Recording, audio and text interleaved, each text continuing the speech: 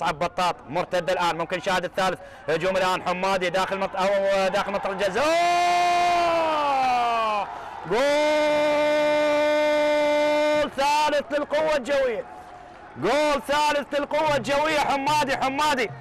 حمادي لا يترك المباراه الا وان يسجل، والان يسجل حمادي احمد ثالث الاهداف للقوه الجويه. إذا 3 أهداف للقوة الجوية مقابل لا شيء لنادي الظاهرية الفلسطيني. ثالث الأهداف حمادي اللي صنع الهدف الأول الجميل لعلي سعد، الآن يسجل ثالث الأهداف للقوة الجوية. هداف الدوري العام الماضي حمادي يضع هدف ثالث في مرمى نادي شباب الظاهرية الفلسطيني. لنادي شباب الظاهرية الفلسطيني.